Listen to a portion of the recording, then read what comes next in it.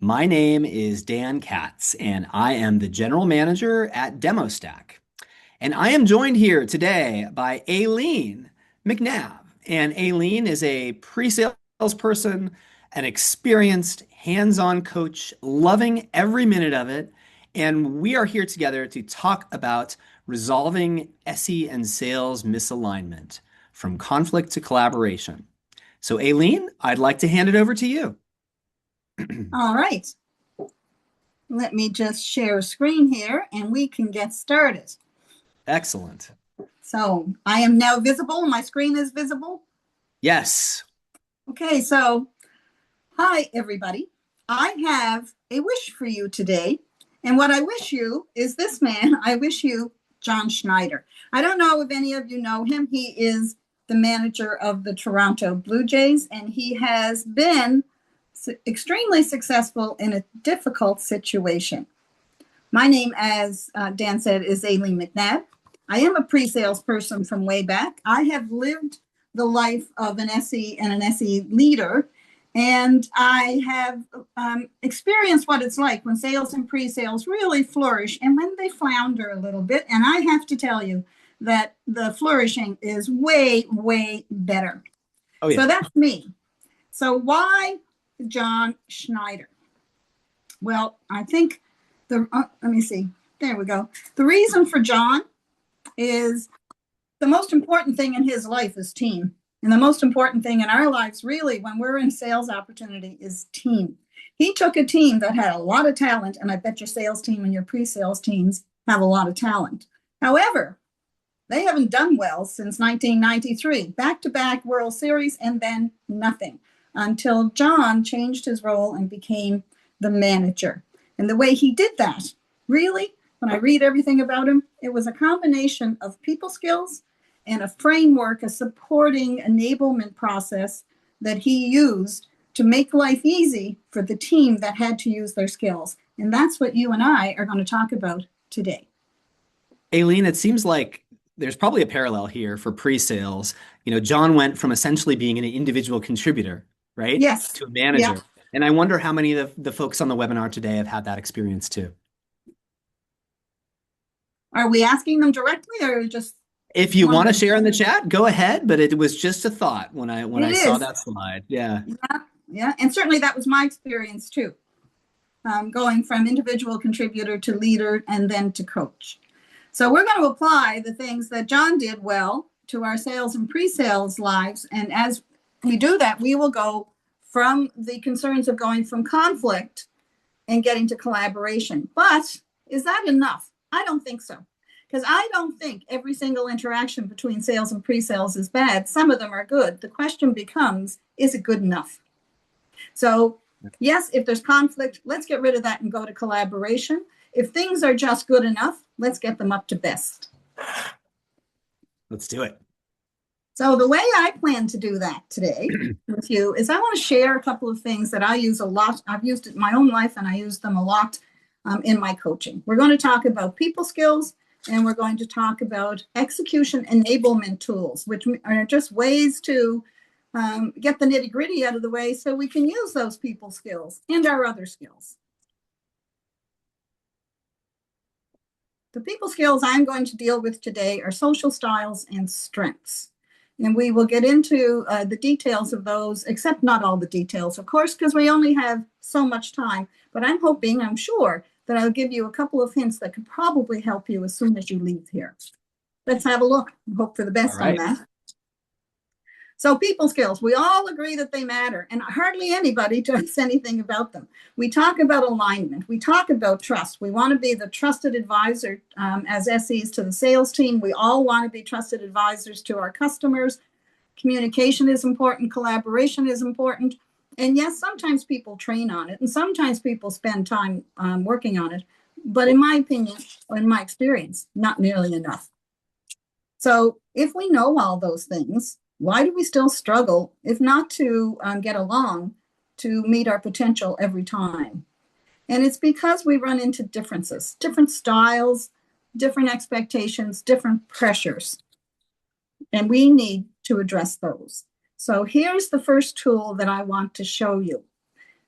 I want to talk about social styles. If you know DISC or you know Myers-Briggs, you know the sort of thing I'm talking about here. I like social styles better. I find DISC is a little too simple, and I find Myers-Briggs a little too complicated. And I have found, over years and years of studying and using it, that social styles is a great middle of the road that people can remember it, but they get a lot out of it. It's deep enough, it can be remembered and used. So let's just do a quick mini education so you'll know where I'm going with these things. Okay, so it is like all the others, actually built on a grid. And we have on our vertical axis, we have what's called the responsiveness dimension. What do people respond to? Do they respond to tasks and facts, or to people, to team things? So you're doing a demo.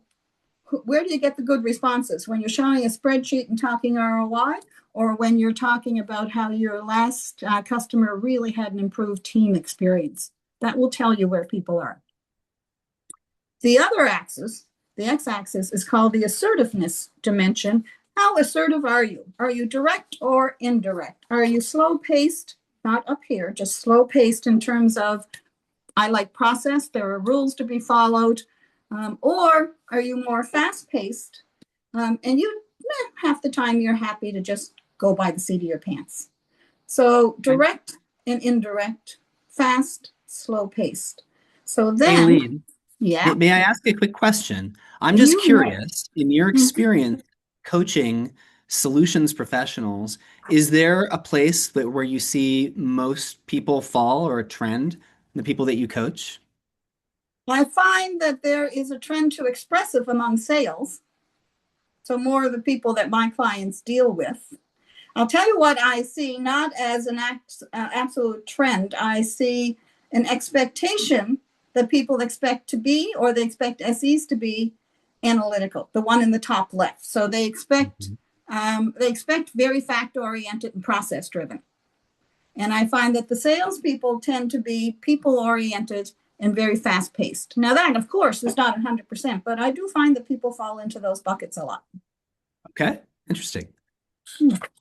So, and then I was using the names, but I will use them now. So, look at these 4 quadrants: driver, direct, task oriented, fast paced; expressive, still fast paced, but more on the people side. So in a demo, you'd have the driver sit forward when you start talking about results, ROIs, and you'll have the expressive step forward or lean forward when you start talking about the effect this will have on employee retention, that sort of thing. Then you Okay. have amiable. Amiable are still on the people side, but they're more on the process. They're a little slow. They're not slower paced, like to go through the process. I'm really careful with that because sometimes it sounds as if I'm saying I think they're stupid. let me make it very clear. That's not what I'm saying. And they tend to be people oriented and indirect. These people, to me, talking about falling traditionally into buckets, Dan, these are the hardest people I find to deal with in a demo. Because if they start to think, oh, I used to like it, but now I'm not so sure, they don't tell you. And you have to know how to draw them out. So I find that Yeah. they are difficult in a demo. Analyticals still on the indirect process side, but they're not so people oriented. You'll know when they're not happy, they'll sit back with their arms crossed almost every time in a Or demo. look at their phone, probably. Yeah, yeah, stuff like that.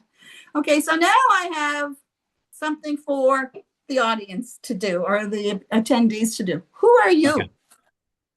So I think Amelia will start a poll for people.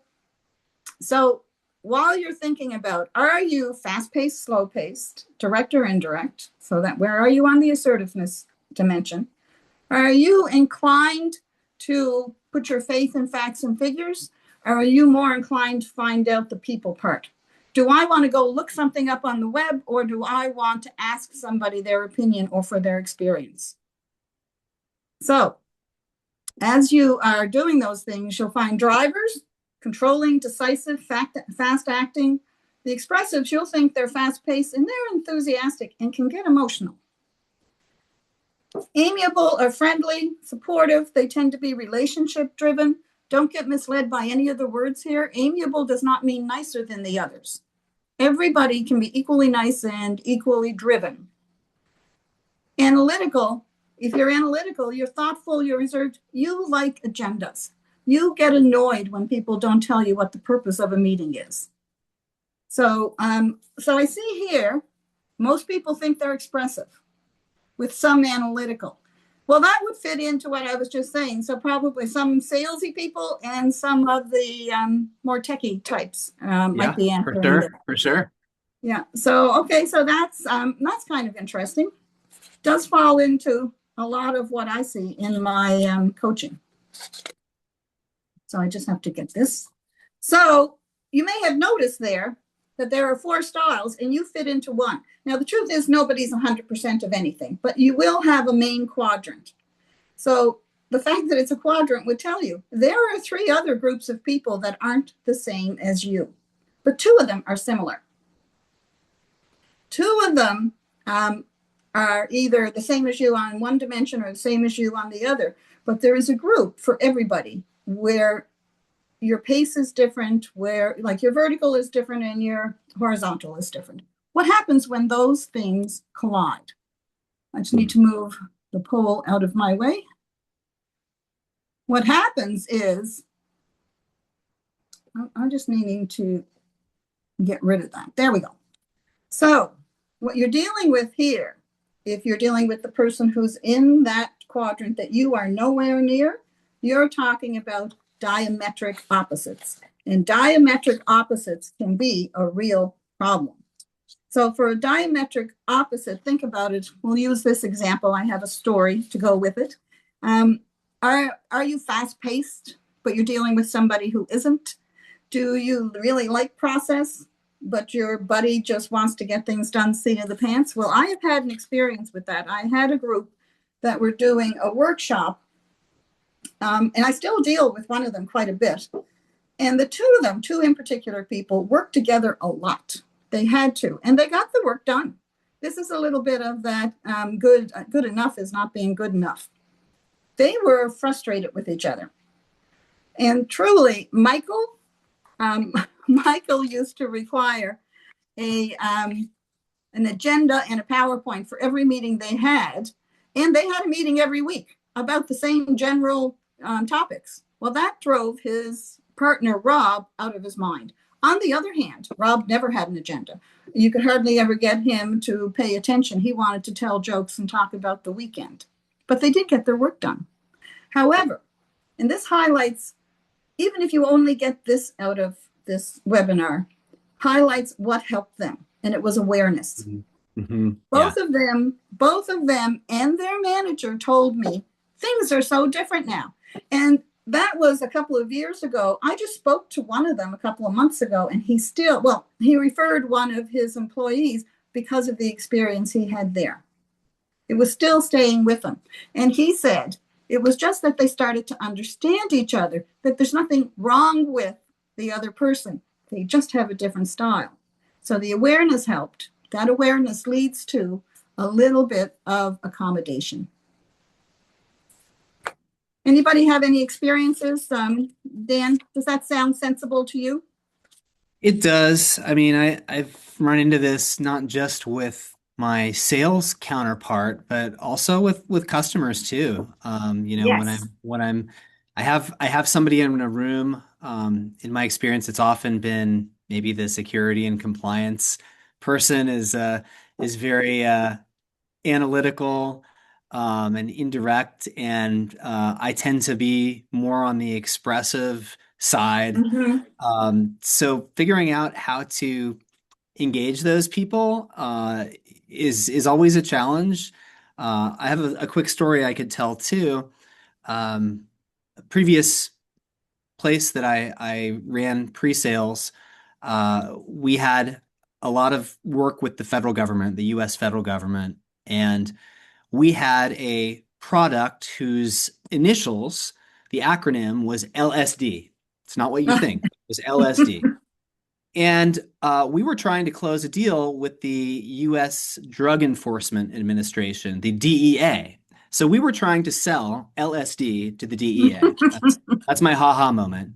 But thinking about styles here, the people in the room, imagine black suits, red ties, pins, American flag pins on their lapels, a very buttoned up, kind of very analytical, focused people. And so we had prepared a detailed, customized demo and presentation for them that went into the technical nitty gritty and helped reach that we thought would help reach them in a way they could really relate to and understand.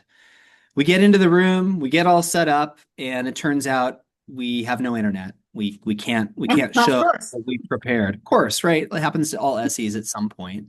Hmm. And so, little old me, expressive Dan, stood up in the middle of the room, found a whiteboard, and started talking people through.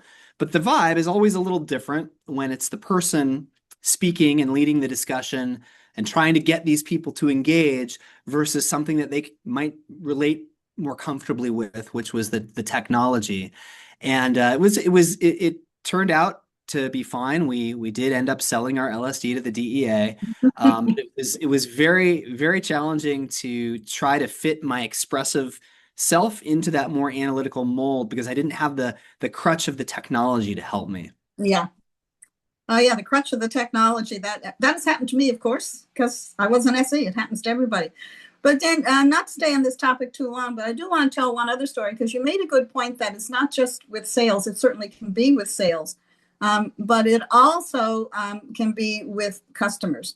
Has anybody in the group ever been told by a salesperson never say no? Um, Seems to be. I don't agree with that. I think there Oh, are places to say no, but I want to tell you a story. I was in a demo. I was there as the manager watching Chris demo to this group. And she got to a part where the answer to a question was, no, we can't do that. But she didn't say that. She is analytical. She is indirect. So and this is something to ask for that, watch for that I hadn't mentioned. An indirect person will lead into something. And the direct people would like to get the bottom line, and then you tell me how you got there. So the answer was no. So what Chris was doing was leading up to the no with all of the reasons why it was going to be okay. And I was there, and I never used to when I was a manager, I did not interfere with demos. But I could see this guy who had obviously been on board starting to get extremely edgy with the answers. And so I said, excuse me, I'm just going to interrupt for a minute. And I turned to the guy and said, so, James, what Chris is trying to say to you is no, we don't do that. And he just went, whoa.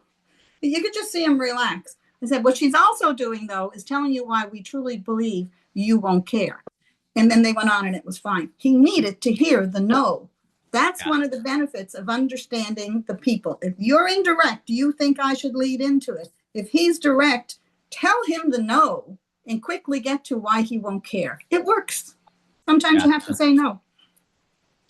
So that is just one of many reasons that you might have some conflict. And it's something that you can watch for when your style is different, especially when it's diametric opposite. Sometimes just understanding that will make you less frustrated or make you change your answer. So that was my story stream, but we already got into the story. So I'm going to move on to another thing that's very important in the whole concept of people skills. And have you ever run into a stressed salesperson or a stressed customer or a stressed SE? Yes, of course you have. No, never. Stress is everywhere. But stress is not just difficult to deal with, it's a tell. It is probably the most likely way to tell what style a person is. So if you're dealing with somebody, I've given you guidelines. These guidelines alone should be enough to help you have a clue about it. But how they act under stress, that is what will make a big difference to you. So the driver who is direct can become autocratic. It's no more, I'd like you to do this, please. It's get this done. I need it in 5 minutes. And then there are the expressive people who will attack you. So it's quarter end, things aren't going well for somebody, and a deal is looking bad. You will hear, your demo is ruining this deal. I wish you knew what you were doing in one form or another. One person is saying, just do it my way. And the other person is saying, you did it wrong. Seems like a subtle difference, but it's distinct. Amiable people under stress acquiesce. They keep the peace. Now, I'm a driver, so that amiable person is diametrically opposite to me.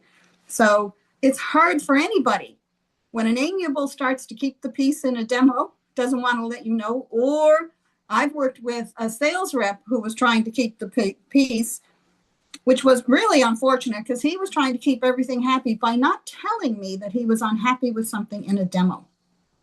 So I had no idea. I also had no opportunity to tell him in that particular case. I have done things wrong, but in that particular case, he had misunderstood something. It wasn't wrong at all. Really hard to get information because they try to keep the peace. Analytical people will avoid. They avoid stress. They avoid a situation. They will avoid your phone calls and your emails. So if you're a salesperson who has their main contact, if you're an SE and you have a contact in a deal and everything's going fine and they pick up the phone every time you call, they won't. If they start being too busy to talk, you're probably losing the deal. And those are stress things that you can tell from by knowing that what style they are, you can tell that they're stressed because of the way they're acting. And once you know they're stressed, then you have to find ways to handle it. But you can, as long as you know. It's that awareness thing again. So I have another story for you here. I was working as an SE. I was working with an AE who had what I considered an extremely annoying process. Almost always, the night before a demo, around 10 o'clock at night, he would start sending me very long PowerPoints, telling me to incorporate them into my demo, or sometimes saying, tell me to pick out the ones that are good, which is not all that easy since he would give me like 20. Or he would actually change the strategy or say, I've changed my mind. You shouldn't show this. You should show that. He was stressed. He was stressed for a number of reasons. One was, and he was a driver. So his release of stress was to give me orders. So the night before a demo, to relieve his stress, he was sending me orders. He was new to the industry we were working in, an experienced AE, but a little nervous in the industry, and apparently nervous about demos. So once I paused and realized that, instead of stamping my feet, etc., I started catering to his stress. You're worried about it. You want to give me orders. I started asking for dry runs. I hate dry runs. I started asking for dry runs and he would do them. I asked for strategy calls. He would do them. I would send him the progress on the demo. He would listen and read. And then he stopped the night before things because I relieved his stress. So he sounded as if he was just being rude. He was a driver under stress, so he became autocratic. So that's what I mean by awareness gets you started. And then you use whatever tool you can find to fix it.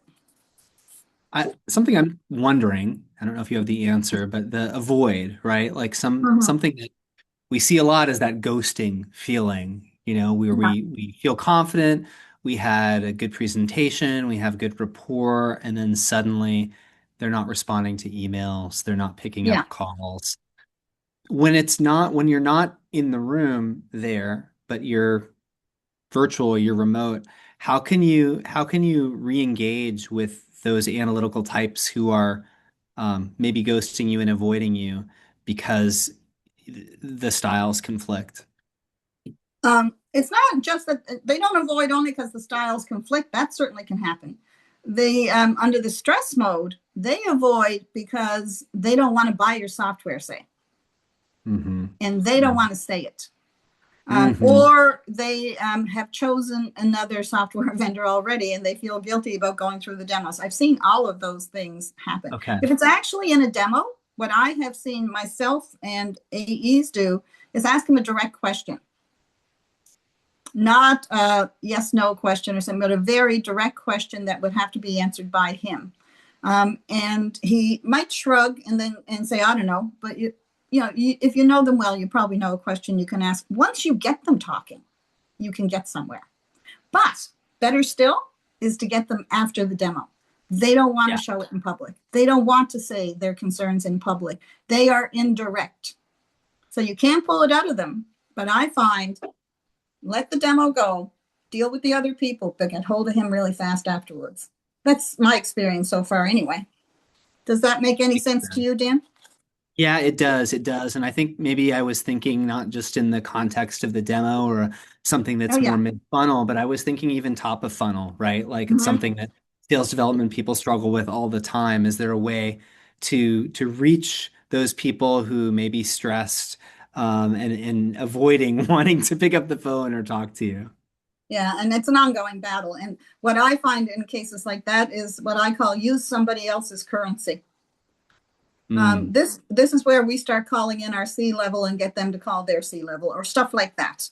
Um, Hmm. but if Hmm. they're really in avoid mode, they're going to avoid. And so I, at that point, often think use somebody else's currency. Mine is not high enough for him. Okay. Okay. Yeah, that makes sense. That's just that. I mean, it's not easy. These things are not easy, but they're once you have the awareness of it, at least you're starting down the path.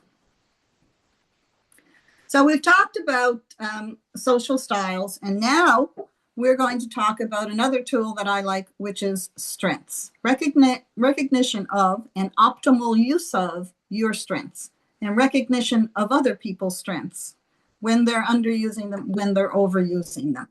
Because it's all about people. So it's all about us and the customers, us and management, sales and pre-sales sorts of things. So staying with social styles, but still talking about strengths. Every quadrant, every style will have good points to them.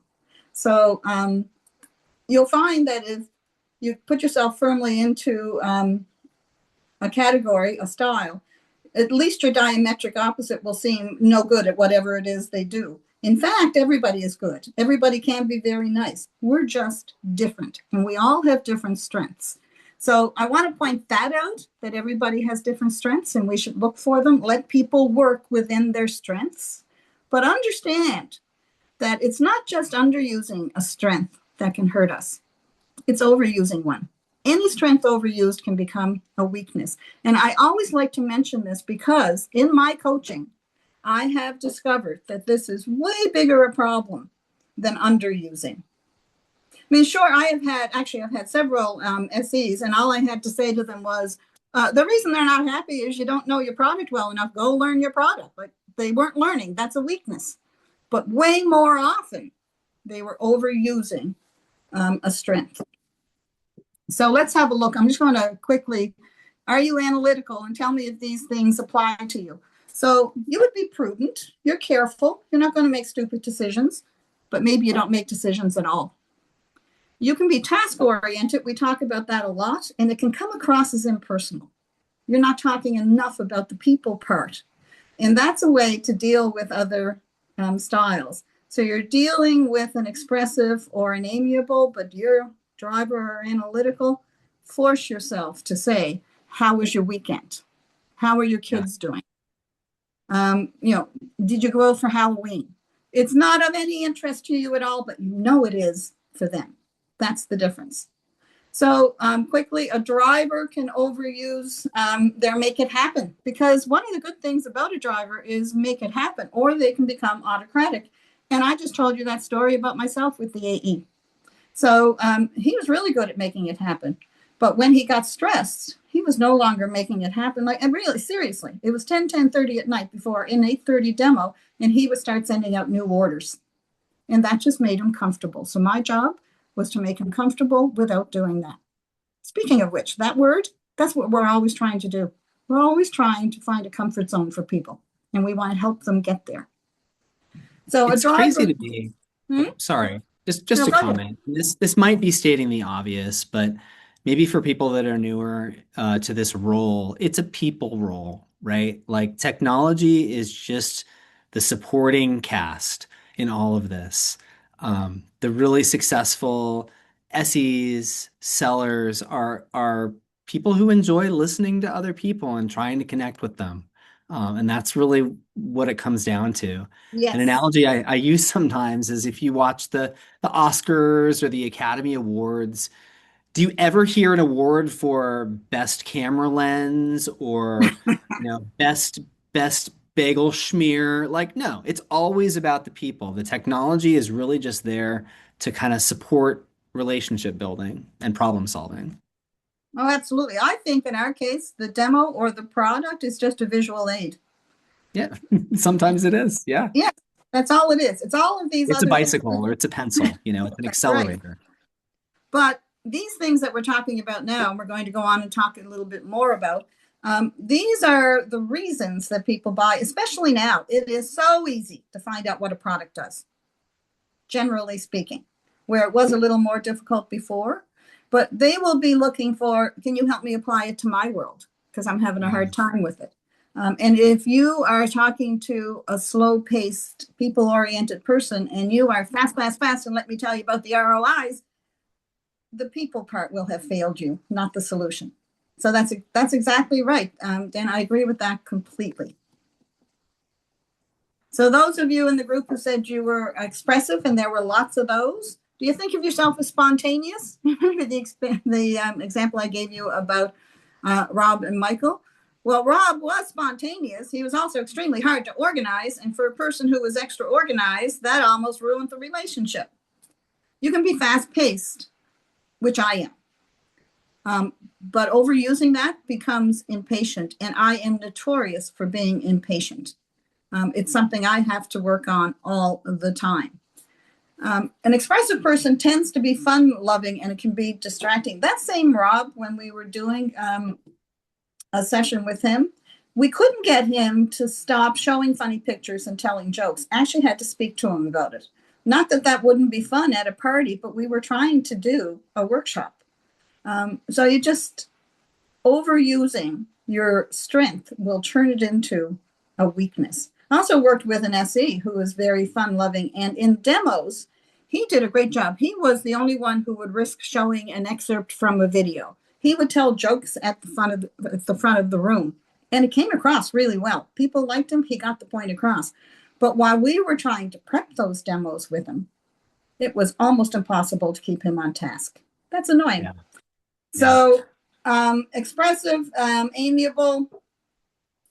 You can be very diplomatic, amiable people. And then you can also decide that I'm never going to make a decision here, diplomatic or not. You're really good at finding agreement. That is something you're nice to deal with, except that sometimes you can neglect the whole task that has to be done because you're so into making people feel good. Yeah. I had a manager call me. She wanted to send me somebody. She felt he was really being disrespected by sales. And I really shocked her. I really shocked her by, what makes you think he's being disrespected? He's just being asked to do something. And she said, well, yeah, but the way it was asked. And I said, well, I didn't say it in these exact words. He's dealing with a driver who is the AE and who owns the deal. He's not actually being rude. He's not actually being disrespectful.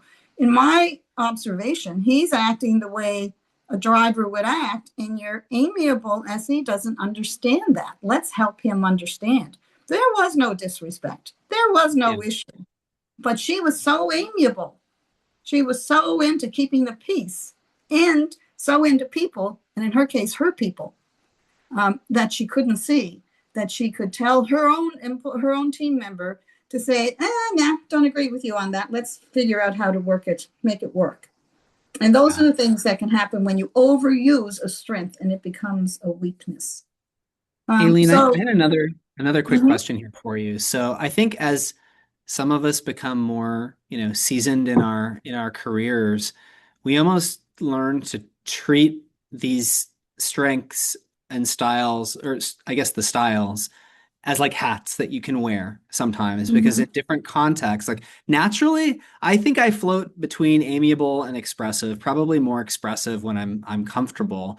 But in my Mhm. role, I have to put on the driver hat. I have to put on the analytical hat Can you maybe talk a little bit about how do you coach people to wield these styles differently when necessary? Well, it's really the only reason it's necessary is if you're dealing with a different style yourself, correct? Or if you have become Yeah. insecure. If you have Yeah. become insecure, then we talk about working on that. Yeah. Um, I had one client who nobody wanted to work with. And that's because he was so analytical, but so nervous about his job that he really, really overused his need for process. He, you must have run into SEs. I've had them on my team where they have to start at E and A and go all the way to Z or Z, no matter what. And that's what he was like. So we talked about that. And this is basically how I coach people: is you need to change your style. Well, that was almost impossible for him. So in this case, it was very specific. It was about demos. He could Mhm. not pick out one piece and demo that to somebody. And the AEs truly were saying, we just don't want to work with him anymore. So what we did was I had him go away. Your homework is take one tiny piece of your product and come back and demo it to me. I don't even care if you demo it, just come back and describe it and its benefits. And oh my goodness, his struggle was real, but he did it. And he learned how not to have to go through process for two reasons. One was he learned that his style was hurting him and he needed to change it. So we did exercises for it. But the other thing was, as he did that, he became more confident. So sometimes you just have to be able to build your confidence, because now he went more deeply into his style, but sometimes you'll flip over to another one. Yeah. It's almost like you So have to put a mask on sometimes. sometimes, or just, really pull yourself out of yourself. He sent me out of the blue, years later, he sent me an email saying, things are going way better, or months later. I went from nobody wanting to work with me to being the SE of the month. And Nice. just recently, I discovered he's a global VP of pre-sales in the same company. Awesome. Awesome.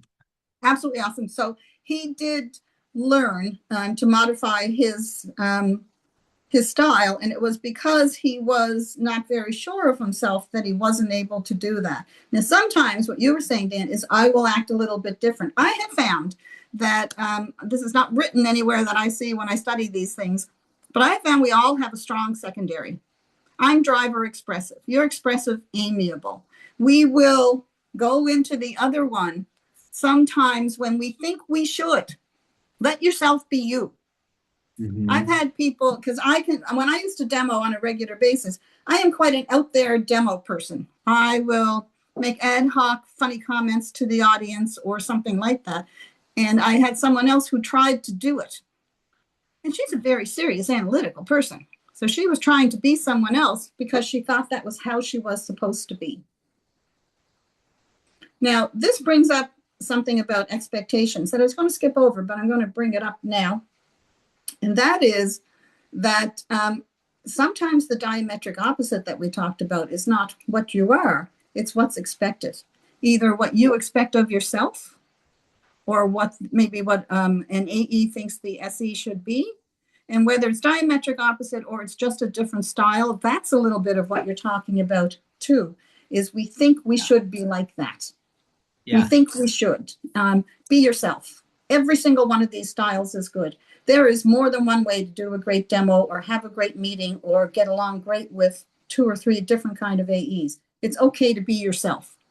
And that is what people often have to learn. Surprisingly, because we're generally speaking quite a confident bunch of people. So those are strengths that are inherent in your style. So I'm hoping that everybody will think about your style. Now, you can use DISC, you can use Myers-Briggs, but I would recommend social styles. I just find it right down the middle and useful. And the awareness that comes from it will absolutely change your relationships. And we talked about the fact that each of our styles has strengths and we can overuse them. That's not the only place to learn about your strengths. There are different ways of doing this as well. So I use via character strengths. I really like it because I'm into positive psychology. I took a positive psychology based coaching course as part of my coaching accreditation. And I have read a lot about it, and I have seen the great results that come from it. So I like it because this was founded by positive psychology people.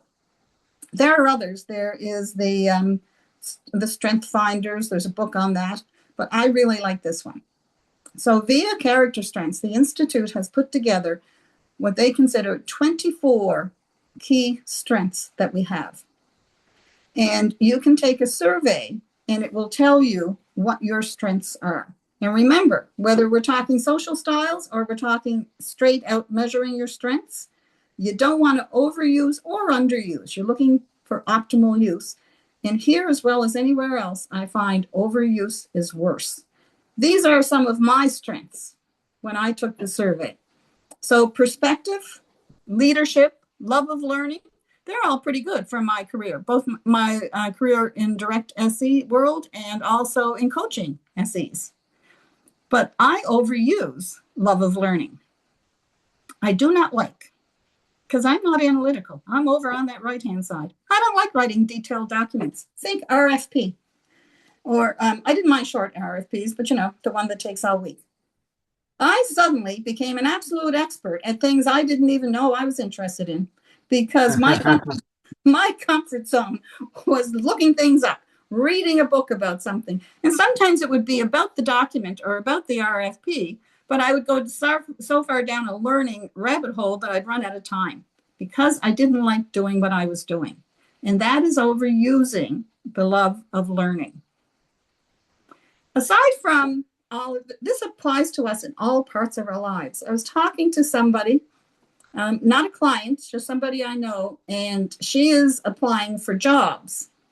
And she was saying that she needed to get some references written by people. And I just in chatting said, so have you sent them out guidelines on what to write? And she said, oh, no, I couldn't do that. It needs to come from them. It must be authentic. They have to be the ones to write it. But she had done her strengths profile. So I said, hold on just a minute. I'm going to guess something. So sure enough, number one in her case was honesty, and she was overusing it. It is not dishonest to help somebody out. It is not dishonest to say, when we work together, you said these things. If you still feel this way, I'd love for you to write it. But she overused her strength of honesty. So think about it. Do you ever overuse anything? Fairness. Oh, number four, fairness. Number four in my world. So commonly overused. And one place that it's overused in your jobs is not asking for a promotion, not asking for a new job, not asking for that being changed to senior, because you think, well, I don't want to put my name in and somebody else wants it. That wouldn't be fair. Think about how often we hurt ourselves because we are overusing our strength. So I believe that, Amelia, I can get you to put a link in the comments for people if you want to go and check out what your strengths are. You will go to this site. You not only will get this profile, you will get a definition of what they all mean. And then you should go away and think, have I ever overused a strength? So while we're talking about strengths, it is important to be strong. It is important, though, as managers or AE in charge of a deal, that you be strong, but you don't have to have clones. Everybody doesn't have to be the same, which is what we were saying about our styles and also about how we use our strengths. What you see here is Max Scherzer, I think his last name is. He is a relief pitcher for the Blue Jays. This was during their division playoff games. And he is known as Mad Max. So what I don't know is, was he always known as that, or did it just happen here? So if you know anything about baseball and you know what the routine is, he was towards the end of an important game. There were 3 out, and the manager, that's John Schneider there, when they walk towards the mound, what the pitcher does is he walks toward him and he hands him the ball, says something to him, and keeps going. Mad Max said, no, I'm not going. I'm good the way I am. This was all over the news because you do not do that to your manager, and you certainly don't do it to John Schneider. So what did John do? Did John have a little hissy fit? Nope. He said, okie dokie, I am leaving you in to execute. It meant, otherwise known as, well, you say you can do it, you better do it. But he also respected that he knows that Max does have strength, and he believed in Max's belief in himself.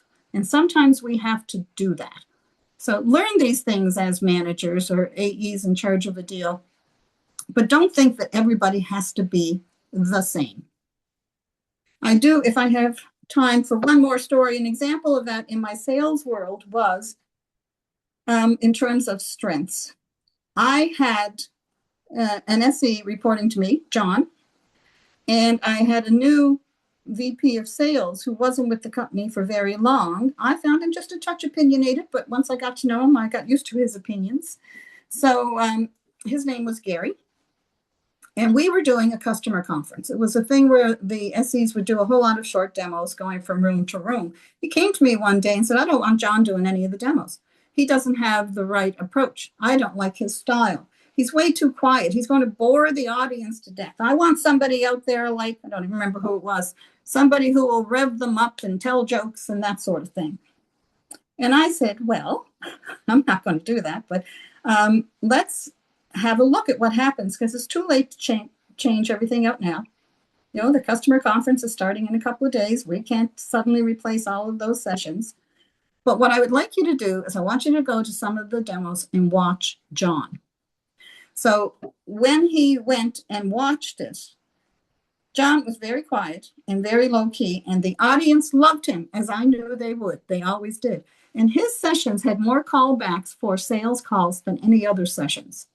So Gary, the salesperson, said, oh, yeah, he is strong. It doesn't have to be the way I think it should be. Everybody doesn't have to be cloned, whether it's in strengths or it is in style. So sometimes when let somebody talk to you, let people be themselves, and sometimes leave them to execute in their own way. So some resources, I asked Amelia to put a link in so you can go and get your strengths done. You can look up social styles. I would just look it up anywhere because it's just a ton of stuff out there on it. For strengths, you can go to the website, but I also know there are a number of books, but I have two I really like. The Strengths Blueprint is about being happy and using your strengths at work. It has very specific examples about work. The Power of Character Strengths has a really good definition of the strengths, and it talks a lot about the overuse and underuse, how to optimize the strengths. Really like that book. You can get any of these on Amazon. I wrote a book called 3 Secrets of Engineering Success, and in that, I talk about social styles and I talk about character strengths, but I relate them to pre-sales. So the examples I use are pre-sales examples from my real life world. So the tools we've shown you so far are know people's styles, and from there, accommodate them. Work with your strengths and other people's strengths individually, don't have to be clones. But wait, is that enough? What if you've done all these things and you still just don't have time to collaborate? You don't have time to strategize. You don't have time to consider what the social styles of your audience are that you learned in discovery. You just don't have time, so you better use it well. So what I'm suggesting here is, yeah, sure, we need all those people skills. We need sales skills. We need product skills. We need all of that. But we need the time to use them. And if you are wasting time creating a demo, wondering what the process is, it just takes up too much time. I used to do RFPs from scratch. Now there are great tools out there. Well, that made a huge difference. That is an enablement tool. What John Schneider is known, I saw this quote actually about him, is that he always had predictable pre-game meetings, and look at the word consistent. Yeah. They did the batting practice at a certain time. There were no changes to his routines. That meant that he was like Steve Jobs, always wore the same outfit. He didn't have to think about what am I putting on this morning. The Blue Jays don't have to think about what day are we having our training? When are we doing this? How should I do that? John took care of that so they could bring their skills up, their teamwork skills and their product skills, which was batting and catching.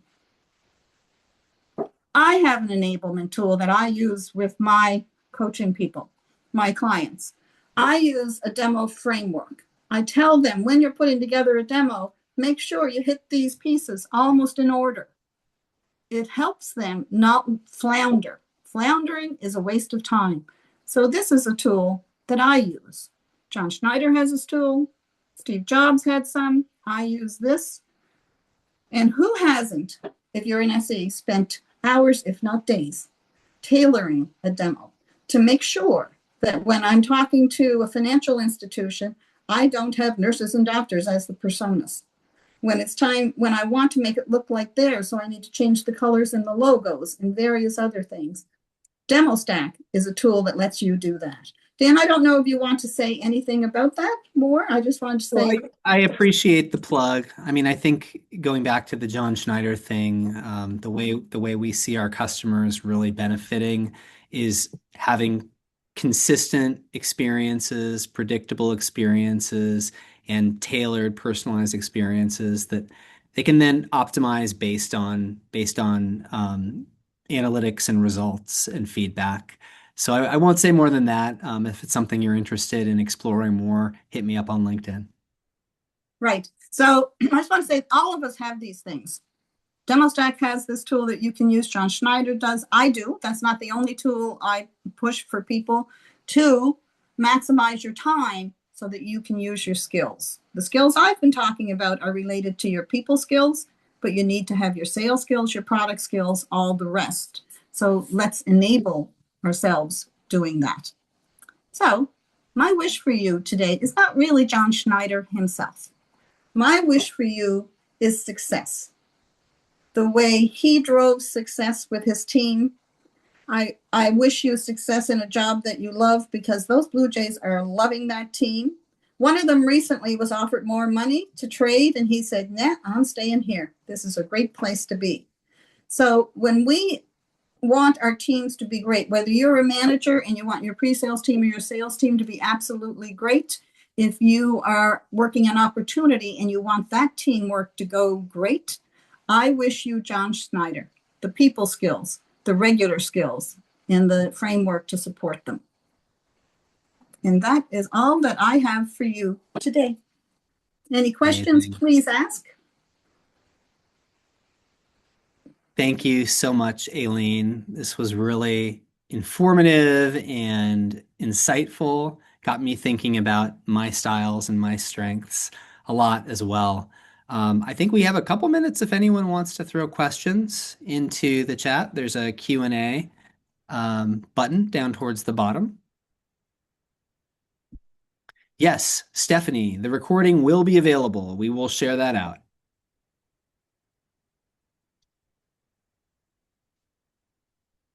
All right, going once. Going twice. All right.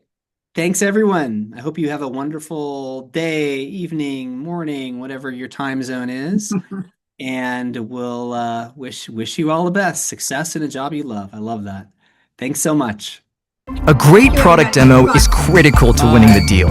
But creating great demos is complex, requiring business and technical know-how, plus input from stakeholders across your organization. Demoing is an operation, just like product and revenue ops. So imagine if you actually treated it that way. If you could simplify your demo environment, what would that mean for productivity? If you could customize a live demo minutes before the call, what would that mean for your velocity? If you could view all your demo data, how much faster could you spot what's working? And if you could do this all yourself, with no code, imagine how it could scale.